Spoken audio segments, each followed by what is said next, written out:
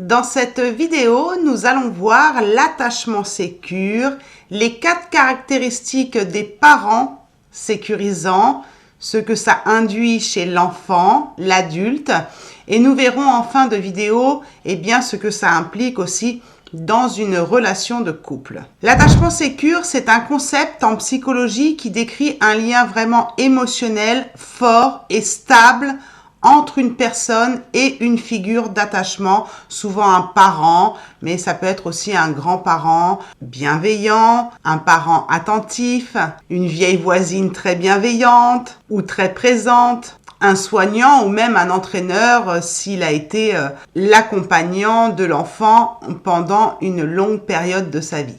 L'attachement, ça se construit en fait comme un millefeuille par le biais de plusieurs personnes autour de cet enfant. Donc, d'autres adultes sécurisants que les parents peuvent contribuer aussi au développement de la sécurité d'attachement de l'enfant. Les personnes avec un schéma d'attachement sécurisé se sentent en confiance pour explorer justement le monde, sachant qu'elles peuvent se retourner justement vers leur figure d'attachement en cas de besoin. Ça favorise bien sûr le développement de la confiance en soi et les relations saines avec les autres, contrairement au schéma d'attachement insécure. Alors selon les études, 50 à 60% de la population générale tout âge confondu, serait dans un attachement sécure. Je ne sais pas si c'est le côté thérapeute de ma part qui me fait un peu penser le contraire, mais je pense que ces pourcentages sont à revoir par rapport à la vie que les parents mènent, de plus en plus difficulté à aller vers une éducation personnelle de leur enfant. C'est pour ça qu'il est important, si on fait garder nos enfants, de les faire garder par des personnes qui seront très sécurisantes pour eux. Donc, malgré tout, les études disent que c'est 50 à 60% de la population qui sont dites sécures dans leur attachement.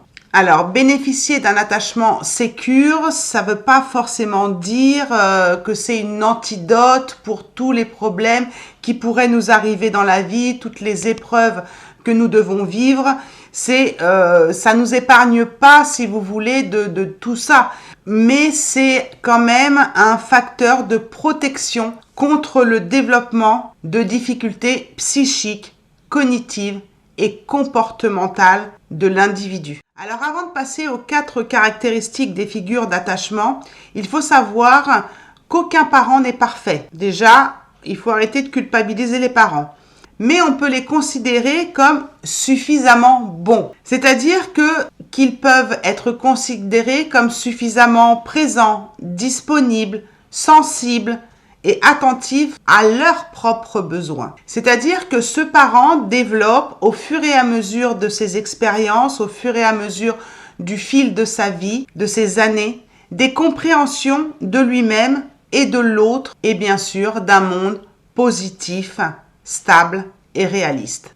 C'est ce qu'on appelle en psychologie un modèle interne opérant. C'est ce modèle interne opérant qui va permettre à un parent d'être sécure pour l'enfant. Tout dépendra aussi de son propre schéma d'attachement. Donc l'attachement sécure se construit peu à peu grâce à de multiples expériences que va vivre l'enfant, les expériences répétées qu'il va vivre avec sa figure d'attachement, en tout cas les personnes qui s'occupent de lui au quotidien et de manière sécurisante. Donc comme c'est d'expérience en expérience, les parents n'ont pas besoin d'avoir un manuel de parents parfaits, c'est pas nécessaire parce que ça va dépendre de la multiplicité des expériences vécues par l'enfant avec sa figure d'attachement. Parce qu'il faut savoir que les parents font aussi des erreurs. Et heureusement, parce que c'est très utile aussi aux enfants, parce qu'ils vont servir d'exemple aussi à leurs enfants, parce que grâce à ça, les enfants vont apprendre la tolérance envers lui-même et envers les autres. Dans un environnement sécurisant, l'enfant développe un sentiment de confiance en lui, un bon niveau d'estime de soi et de ses compétences, une bonne confiance aussi aux autres à qui il peut demander de l'aide ou encore qu'il peut lui-même comprendre. Une confiance aussi dans le monde extérieur qui va lui permettre d'explorer aussi de riches opportunités, donc moins de blessures, ou en tout cas moins forte au niveau des blessures de l'âme. La figure d'attachement sécure de l'enfant lui permet de prendre du recul sur ce qu'il vit et d'en tirer du sens et de la compréhension. Les parents d'enfants avec un attachement sécure ont généralement un comportement chaleureux et réactif aux besoins de l'enfant. Ils répondent de manière consistante et appropriée aux signaux de l'enfant, ce qui crée un comportement de confiance entre la figure parentale et l'enfant. Les parents encouragent l'exploration et l'indépendance de leur enfant tout en étant disponibles toujours pour les réconforter en cas de besoin. Ça, c'est super important.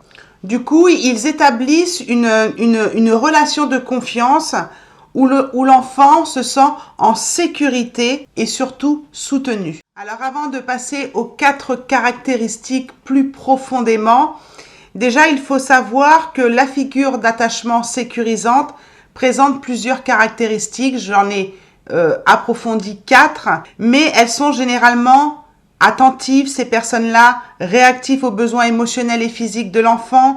Elles offrent un soutien constant. Elle crée un environnement où l'enfant se sent vraiment en sécurité. Ces figures d'attachement sont également prévisibles dans leur réaction. Ça aide vraiment l'enfant à développer un sentiment de confiance envers cette personne-là, tout en étant disponible et soutenant.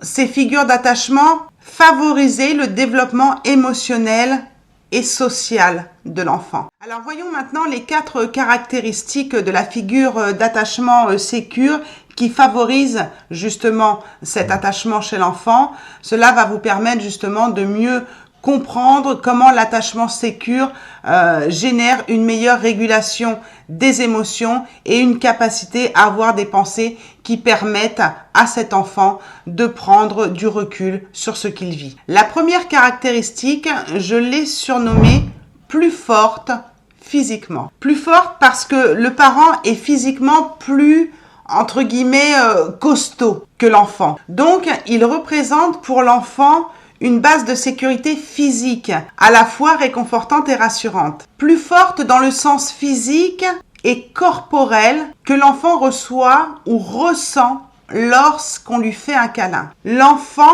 dans sa mentalisation, je vais souvent utiliser le mot mentalisation ou pensée, il pourrait se dire « Je peux me laisser aller dans les bras de papa et maman, il ou elle me protège, je suis en sécurité ». Quoi qu'il arrive autour de moi. Donc ça, c'est le fait d'être réconforté, d'être pris dans les bras, d'avoir une force physique autour de lui qui est bien sûr plus forte que lui qui est bébé ou enfant. La deuxième caractéristique du parent ou de la figure d'attachement, c'est plus sage émotionnellement. Plus sage dans le sens où le parent a ses propres expériences de la vie, qu'il a acquis une sorte de sagesse qui lui permet d'accompagner son enfant en posant sur lui un regard d'adulte, doté vraiment d'une compréhension des choses, mais aussi d'une vision du monde adaptée, réaliste et plutôt positive. Ce parent ou cette figure d'attachement sera transmettre ses propres émotions à l'enfant selon l'âge de celui-ci, bien sûr. Faut faire attention aussi à l'âge. On ne parle pas de la même façon à un bébé, à un enfant, à un adolescent, à un adulte, voilà.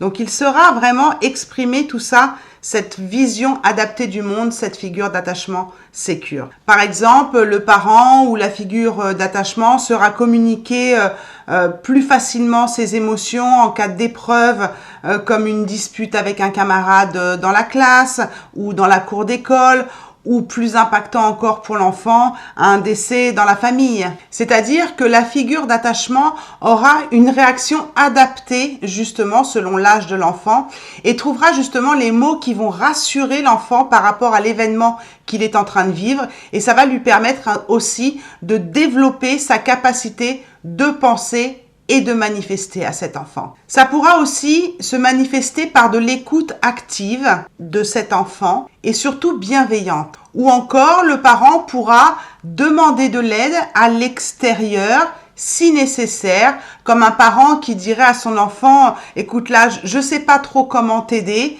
mais on va réfléchir ensemble et puis on va trouver une solution à ton problème. » Ça sécurise beaucoup l'enfant. Quand le parent ne sait pas et qu'un parent est sécure, il va savoir dire « on va aller demander de l'aide, mais on va trouver une solution ». La troisième caractéristique d'un parent qui est dit sécure pour l'enfant, c'est le refuge. Cette caractéristique de la figure paternelle pour un enfant est qu'il se tournera vers sa figure d'attachement lorsqu'il se sentira en détresse. Quand un enfant est en stress et en détresse et qu'il n'a personne à qui s'accrocher, il n'a pas de refuge. Donc, ça peut tourner vite à un attachement insécure si il n'a pas de refuge autour de lui. C'est vraiment un paramètre très important, ça, le refuge. Parce que, comme je vous l'ai dit dans mes vidéos précédentes, surtout dans Qu'est-ce que l'attachement, c'est un besoin inné et vital, l'attachement, pour une personne. Et de se retrouver à proximité d'un réconfort en cas de stress, c'est hyper important. C'est vraiment un besoin biologique et l'enfant le montre très bien quand il pleure ou quand il vient vers vous, quand il tend les bras comme ça, qu'il se dirige vers ses parents et qu'il tend les bras, c'est un signe de détresse, tout ça. Donc si le parent n'est pas sécurisant à ce moment-là et que l'enfant ne trouve pas de refuge à ce moment-là, il basculera dans un schéma d'attachement insécure. L'adolescent, lui, utilisera plutôt la parole, les textos, ou va interpeller ses parents par des comportements indirects, comme des claquements de porte bruyants, ou alors s'emporter un petit peu sur ses frères et sœurs. Et ces variations d'humeur sont vraiment à prendre en considération chez l'adolescent par les parents comme pouvant être un signe d'appel à l'aide. Mais il ne faut pas oublier quand même que l'adolescence est quand même une période où il y a des grands réaménagements hormonaux et que voilà, physiquement et psychiquement ça bouge dans tous les sens, donc c'est tout à fait courant de voir aussi ce type de comportement, de voir des ados dont l'attachement est sécure et que malgré tout, ils manifestent leurs émotions et leurs demandes de soutien de manière un petit peu indirecte, parfois un peu bruyante même. Hein. Alors, il faut savoir que plus l'enfant est sécure et plus il est en capacité d'exprimer ses besoins de soutien et de proximité. Par contre, si un enfant est dans une situation de stress, il se sent en insécurité et cela va donc activer et mettre en alerte son système d'attachement. C'est à ce moment-là qu'il aura des comportements d'attachement auprès de sa figure justement d'attachement pour apaiser son stress interne, son état interne de stress. Et pour reprendre le côté sage du parent sécurisant, eh bien, il va interpréter ces manifestations, les interpréter de façon juste et répondre de manière adaptée, apaisante, dans le bon timing, c'est-à-dire ni trop tôt, ni trop tard. Si un événement se présente, c'est maintenant qu'il faut apporter un refuge à l'enfant, une sécurité à l'enfant. C'est un peu ce que je dis quand je parle de l'émotion. C'est au moment où l'émotion, elle est là, qu'il faut la gérer. C'est ce qu'on fait en EFT, en séance avec moi. Souvent, je dis aux personnes, comment vous vous sentez là? Comment ça va là? Pour voir s'il y a une émotion qui est présente. Comment ça va suite à une libération de mémoire karmique? Quelle mémoire est remontée? Quelle émotion ça a généré chez vous? Et s'il y a émotion, tout de suite, maintenant, dans le bon timing, ni avant, ni après, je leur dis, on libère cet émotionnel. Tout de suite, ici et maintenant.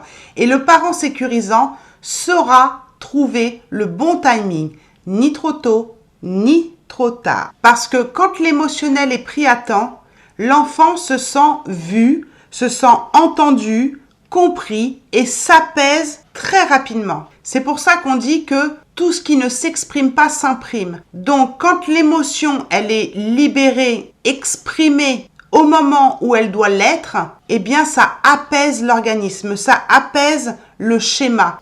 C'est pour ça qu'il est important de parler de ses émotions et un enfant sécure aura plus de facilité à exprimer ses émotions. On le verra dans la continuité de cette vidéo. Et je vous parle de quelque chose qui s'imprime, les émotions s'impriment dans le corps, après c'est le corps qui va parler, parce que si l'enfant est pris à temps, eh bien l'enfant comprend alors dans sa psyché, mais enregistre aussi dans son corps que ses émotions ont de la valeur, qu'elles ont le droit d'exister, qu'il peut demander de l'aide à quelqu'un et que certaines personnes ou encore sa figure d'attachement est là pour lui en cas de détresse.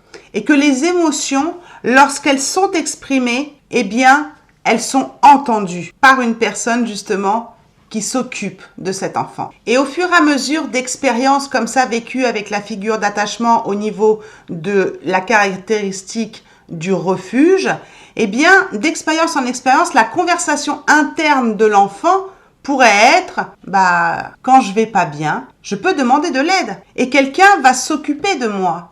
Ce que je suis a donc de la valeur et l'autre a aussi de la valeur. Et le monde vaut la peine d'être exploré. Ça fait beaucoup, hein. Souvent, on nous dit arrête d'être dans l'attachement, tu es dans la dépendance affective. Mais je vous rappelle que l'attachement, c'est inné, c'est biologique. Et vous allez comprendre pourquoi. Vous l'avez peut-être compris aussi dans ma vidéo les 8 raisons de la difficulté à se détacher. Mais là, je vous le répète encore, c'est inné l'attachement. C'est pas parce qu'on est attaché à une personne qu'on est dépendant affectif.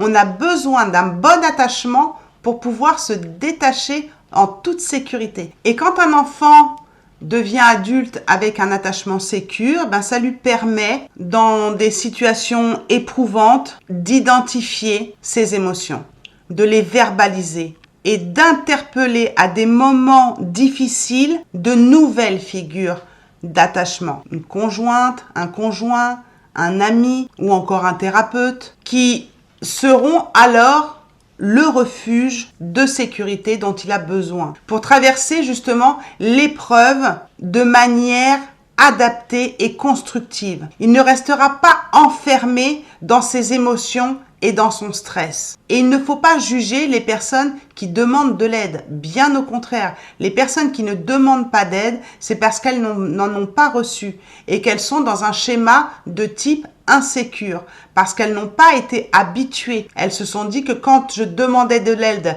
quand je pleurais ou quand je tendais les bras, personne ne venait. Je n'avais pas de refuge. Et donc, cette personne-là qui est insécure ne saura plus le faire et restera seule enfermée dans ses émotions. Qu'une personne avec une figure d'attachement sécure aura eu l'habitude de ça, donc saura faire ça, saura aller demander de l'aide. C'est pas demander de l'aide, c'est pas une faiblesse. Il saura montrer sa vulnérabilité pour vite remonter dans un confort sécurisant. Et donc ça pourra être après le conjoint, un ami. Faut pas que ce soit répétitif tout le temps, parce que là, on passe dans un schéma dit anxieux. Mais c'est important de comprendre que aller demander de l'aide, chercher du réconfort chez les autres, ce n'est pas une tare, ce n'est pas un manque de force ou une vulnérabilité. Par contre, ça montre notre vulnérabilité aux autres. Mais si on a compris dans notre enfance que montrer ses émotions, c'était bien, ça montrait notre valeur et ça montrait aussi que l'autre qui venait nous sécuriser ou nous apporter un refuge avait de la valeur, c'est très important pour sa propre valeur personnelle et la valeur qu'on a au monde. Ça évite aussi l'agoraphobie, ça évite aussi le fait de fuir le monde extérieur. Donc c'est une bonne transition pour la 4e caractéristique d'un parent sécurisant, c'est justement une base de sécurité pour explorer le monde. Donc on a vu plus haut, c'est vrai que j'insiste beaucoup là-dessus, qu'un enfant avait besoin d'être relié, c'est-à-dire, entre guillemets, avait besoin d'être attaché à une figure d'attachement pour s'assurer que ses besoins de réconfort en cas de stress soient satisfaits. Mais il y a aussi le besoin de développer sa personnalité et ses richesses intérieures pour devenir plus tard un adulte avec une autonomie de pensée, d'action. C'est ce qu'on appelle l'individuation et l'exploration. En bas âge, on s'aperçoit que l'enfant explore déjà. Il explore par des jeux qui sont présents dans sa chambre, ou encore le parc dans le quartier ou dans la cour d'école. Il explore. Il a donc la possibilité, dans ces moments-là, d'interagir avec ses camarades. Un enfant sécure aura envie, même s'il a quand même des appréhensions, de partir en colonie vacances ou ce qu'on appelle en classe verte. Qu'un enfant insécure, ce sera très compliqué pour lui de partir en colonie vacances, ou voire ce sera même traumatisant. Moi, j'ai des personnes en consultation où elles ont même perdu des fragments d'âme lors de ces événements. Ça a été des événements très traumatisants pour elles lors de ces voyages à l'extérieur de leur famille. Donc là, ça montre bien, rien qu'avec cette situation dans une consultation, que la personne est dans un schéma insécure. C'est clair et net. Alors que là, un enfant sécure, même s'il a un petit peu d'appréhension, il aura envie d'y aller. Il sera content d'aller explorer le monde. Et ça, c'est grâce au fait qu'il sait que, de toute façon, il a quelque chose de réconfortant chez lui, dans sa famille, ou dans ses figures d'attachement qui sont près de lui. Donc plus tard, en tant que jeune adulte, par exemple, avec le permis en poche, le bac en poche, il aura plutôt tendance à aller faire des études plus loin, s'éloigner plus facilement des parents, partir étudier loin des parents, par exemple. Ça peut être ça. Il sera pas, il se bloquera pas dans ses besoins ou dans ses envies d'évoluer sous prétexte que c'est trop loin de la famille ou ce genre de choses. Non, il aura appris à explorer avec sécurité, donc il n'aura pas peur d'aller faire ses études loin ou de partir en voyage, aller s'évader, explorer le monde, parce qu'il saura que même s'il est loin de ses parents, même s'il y a un périmètre qui est éloigné de ses parents, eh bien, il y aura quand même dans son intériorité, dans sa base d'attachement, quelque chose de sécure, une base de sécurité qui fait que il sera qu'en cas de difficulté, il y a cette sécurité de cette figure d'attachement. Il aura beaucoup moins de stress parce qu'il sait qu'il peut revenir à la base de sa sécurité intérieure et de sa sécurité parentale ou figure d'attachement. Quand on a cette sécurité-là, on a beaucoup moins peur de s'éloigner, donc de se détacher. C'est pour ça que l'on dit qu'on ne peut se détacher si on n'a pas été attaché. Vraiment, retenez cette phrase. Donc, attaché dans la sécurité, bien sûr. Je ne vous parle pas d'attaché, vous m'avez compris. Donc, on ne peut que se détacher quand on a été suffisamment attaché lors de notre base, notre fondation en tant qu'enfant. Et donc, pour reprendre le sujet, grâce à cette exploration du monde et à cet attachement sécure, l'enfant, parvient à s'autonomiser petit peu par petit peu, que ce soit dans un parc, en faisant ses études, à l'autre bout du pays, parce que justement, il a acquis cette sécurité d'attachement au contact de ces figures d'attachement sécurisantes lors de son enfance. Donc, l'enfant s'éloigne parce que justement, il a une relation sécurisée avec lui-même. Le fait d'être sécurisé à l'extérieur va le sécuriser à l'intérieur de lui-même.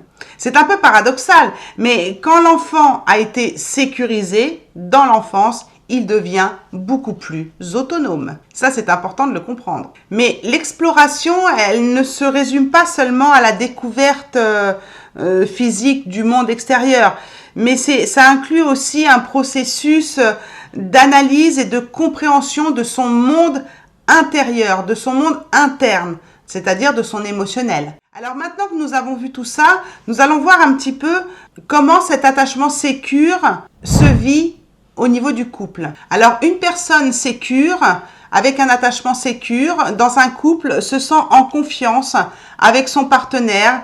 Elle n'a pas peur de la proximité émotionnelle. Elle exprime facilement ses besoins, ses sentiments, tout en respectant ceux de l'autre, bien sûr. Donc, il y a vraiment cet échange de communication aussi dans le couple quand une personne est sécure. Elle gère bien les conflits. En général, une personne qui a un attachement sécure, elle cherche des solutions parce qu'on lui a appris à chercher des solutions. On lui a même donné parfois des solutions. La figure d'attachement sécurisante lui a donné des solutions ou lui a dit je n'ai pas la solution mais on va aller la chercher chez une autre personne.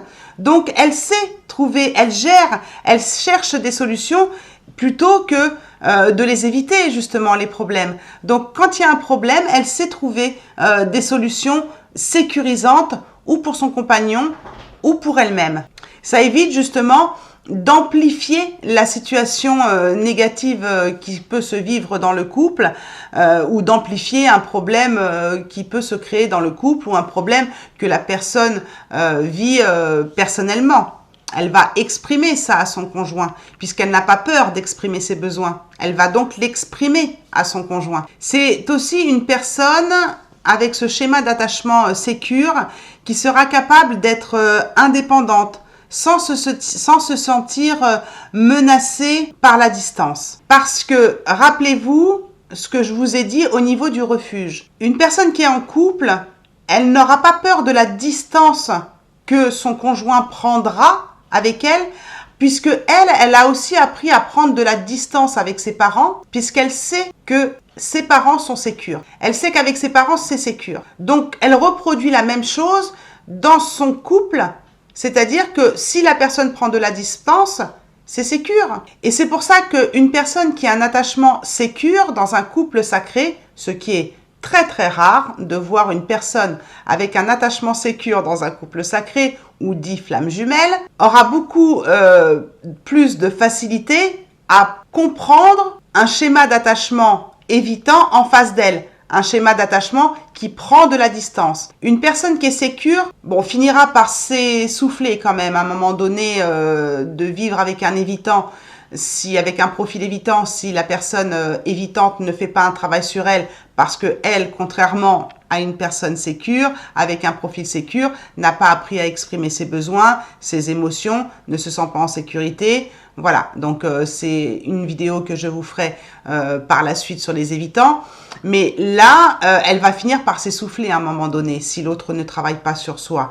Mais elle ne sera pas anxieuse de voir de l'évitant qui prend de la distance. Donc, elle sera plus en facilité d'apporter son soutien, d'apporter de la confiance à une personne qui est évitante ou à une autre personne qui sera dans le couple. Donc, ça construit, en gros, pour finir sur les couples, une personne qui est sécure, qui a un attachement sécure, construit une relation équilibrée. Quand l'autre en face n'est pas équilibré ou qui est anxieux ou évitant, elle pourra peut-être, cette personne sécure, l'aider à se sécuriser dans son évitement ou dans son schéma anxieux ou encore dans son schéma désorganisé. Mais si la personne en face, anxieux, évitant ou désorganisé, ne travaille pas sur lui ou sur elle, la personne sécure, même si elle construit tout et qu'elle fait tout pour que la relation soit équilibrée, elle finira par s'essouffler. Donc, si vous n'êtes pas dans un attachement sécure, que vous soyez dans un attachement anxieux, évitant ou désorganisé, demandez de l'aide. Parce que c'est ce que je vous ai dit en début de vidéo. Demandez de l'aide. Il faut savoir demander de l'aide, se faire aider pour passer d'un attachement insécure à un attachement sécure. Alors, je vais conclure maintenant ma vidéo, qui est un petit peu longue, mais je vais la conclure quand même. Un enfant avec un attachement sécure sera ainsi en mesure d'explorer ses émotions et ses pensées, d'abord avec l'aide indispensable de ses figures d'attachement, puis seul, par lui-même, en grandissant. Il acquiert une capacité de penser de manière adaptée qui lui permet d'avoir des interprétations plus justes des situations, c'est-à-dire que voilà, ça va pas être un drame à chaque chose, ou ça va pas être un renfermement sur soi à chaque chose, ou ça va pas être une fuite à chaque chose. Non, il va être capable d'acquérir cette capacité de penser de manière adaptée, et ça va lui permettre aussi d'avoir des interprétations donc plus justes des situations ou des associations mentales avec les événements qu'il est en train de vivre. Il va pas forcément associer une situation à quelque chose de très dramatique, puisque lui, il est dans un attachement sécure. Il sait qu'il y a toujours une solution. Et cet enfant, à l'âge adulte, lui, il sera capable de comprendre les raisons qui existent lorsqu'il y a des expériences douloureuses et trouvera toujours des solutions tout en sachant que cela ne remet pas en cause sa valeur. L'enfant qui est devenu adulte et qui a un comportement de schéma d'attachement sécure connaît sa valeur. Et je vous l'ai dit tout à l'heure, connaît sa valeur et connaît la valeur des autres. C'est pour ça qu'il sait aller demander de l'aide aux autres. Donc, plus un enfant est jeune et plus il a besoin de son parent pour élaborer ses pensées, pour l'accompagner dans son cheminement. En grandissant, il devient de plus en plus autonome psychiquement, capable d'exprimer ses émotions et avoir ses opinions propres, c'est-à-dire avoir aussi son propre discernement sur ce qui lui arrive ou sur ce qui arrive aux autres. C'est-à-dire qu'il arrive à mieux se comprendre, donc il arrive aussi à mieux comprendre les autres. Voilà, j'espère que ma vidéo a été claire, parce que là, c'est vraiment très scripté comme vidéo. Je suis obligée pour que ce soit clair pour vous. Si vous avez des questions par rapport à ce type d'attachement sécure, n'hésitez pas dans les commentaires. Je me ferai un plaisir d'aller un petit peu plus loin si nécessaire. Je vous remercie de partager cette vidéo parce que c'est important pour d'autres personnes peut-être. Merci d'avance pour vos likes.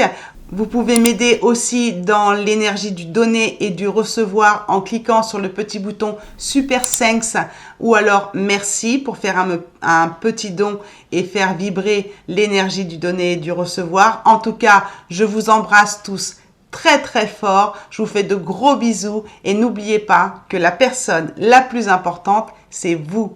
Prenez soin de vous pour mieux prendre soin des autres. Ciao, ciao.